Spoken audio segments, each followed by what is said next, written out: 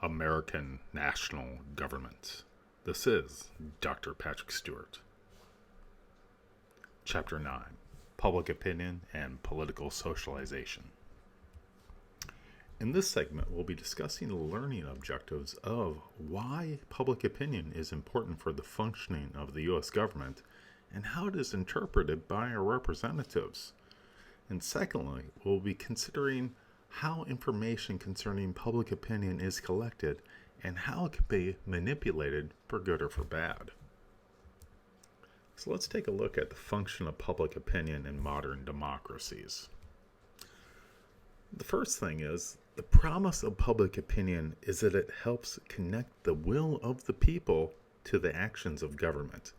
And this, in turn, delivers on the core democratic principle of majority rule.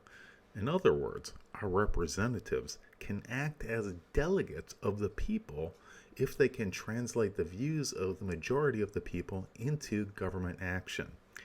In other words, they are not acting as trustees, in other words, rely upon their expertise and their opinions.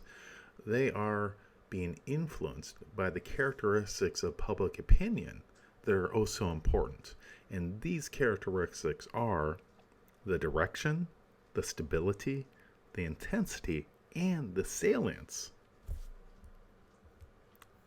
So when we look at the slide, we see that there have been changes in attitudes towards presidents and how people feel about their performance. In other words, looking at their approval rating.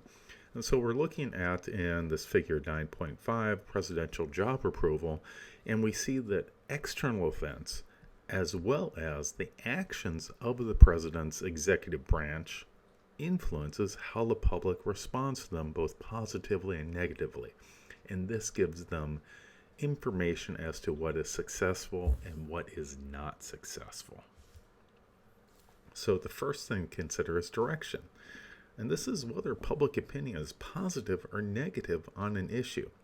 Now, on some issues, there is no clear direction. And this might be that positive and negative attitudes are more or less evenly balanced.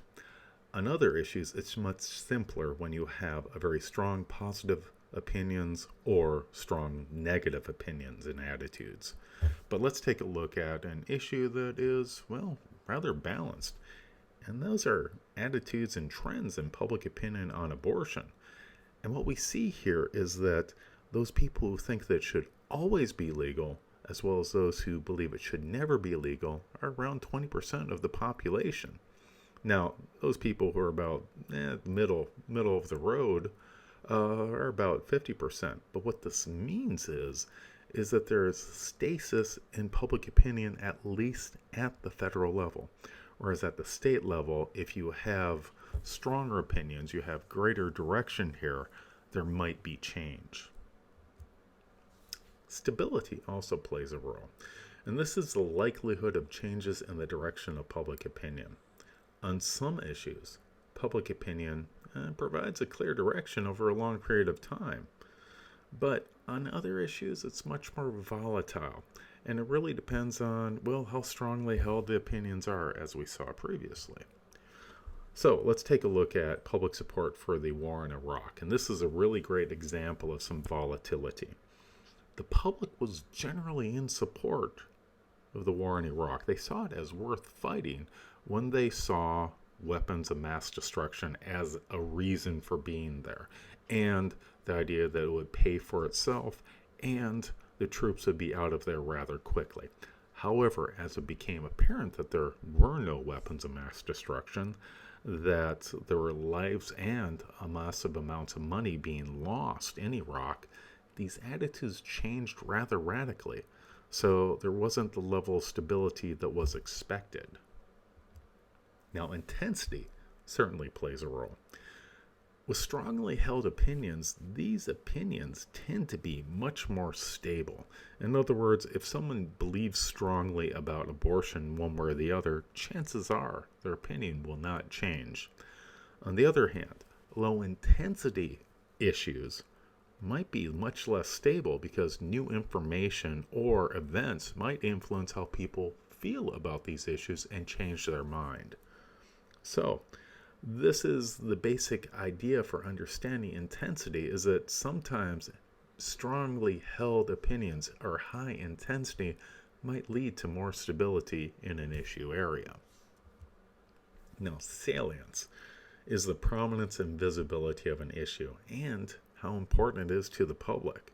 So, for instance, as we've discussed earlier concerning war, when the nation is at war, war becomes more salient than other issues. And this can be understandable as lives are at stake.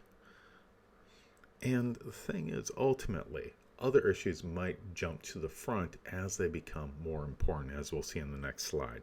But ultimately, in order to provide the government with a clear signal, the elements already discussed must come together in a particular way to get particular actions. In other words, you have to have clear direction, high intensity, and stability across a length of time, as well as high salience. So let's take a look at salience here.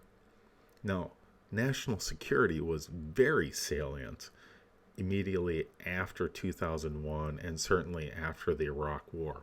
However, after the economic meltdown in 2007 and 2008, we saw that the economy and jobs became much more important, especially as people started losing their jobs.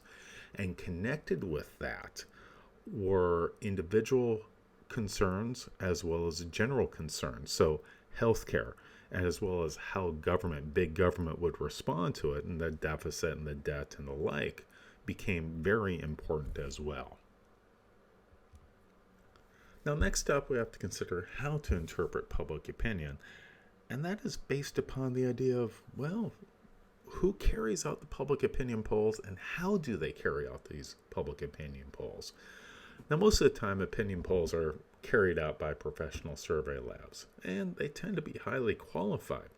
However, some of them might bias their results either through actions that are unprofessional or uninformed, or maybe even intentionally. So, in order to appreciate how these polls can be influenced, whether subtly or intentionally, the following questions should be asked. Did the poll ask the right people? What is the margin of error? In other words, is the poll reliable? What was the question? And what was the question order? So let's take a look at each of these in turn. So first of all, did the poll ask the right people? Ultimately, the idea is you have to identify the population of interest and then randomly sample from that population. So the first step is identifying the population. So if we're looking at Republican women, as was discussed in the book, you need to randomly sample from that population.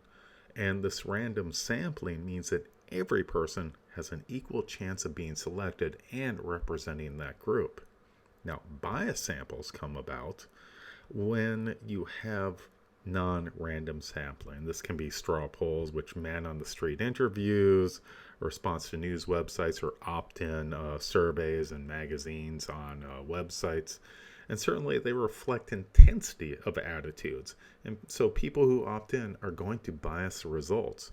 So ultimately, the random sampling is the most important part of making inferences about the population.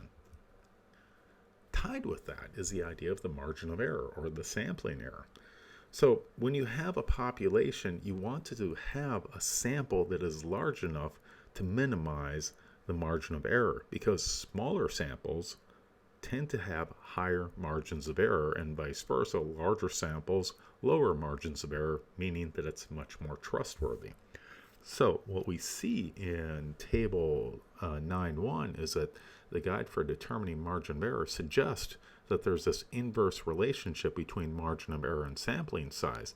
So that if you sample 250 people, you'll have a spread of plus minus 6% from the point that you're looking at, which might be 12 percentage points. Whereas if you ask 2,000 people this question, you have a plus minus of 2% or 4% spread. So that's much more reliable. Next up, you have to ask the question, what was the question? And this is the idea of instrumentation and designing survey questionnaires. The particular wording of a question has an influence on how people respond. And so when we look at good questions, we find that they're short and simple. In other words, they're easily understandable. They have mutually exclusive and exhaustive response options. In other words, you're not left guessing, and the options that you choose, well, they're reflected in the options available for you. They ask one and only one question, which is pretty obvious, and they do not invite a particular response. In other words, they don't bias you to respond one way or the other through the language that's used. And finally, you have to consider, what is the question order? Which questions come first? Because a question that frames someone cognitively or emotionally might influence the next question. And if you just report the results of that second question, it doesn't accurately represent what the public feels and thinks about a particular issue area. So ultimately, you have to have good understanding of the different methods for surveys to be able to effectively use them to make decisions. And ultimately, if you want to reflect the majority's opinion, understanding this becomes very important. American national government.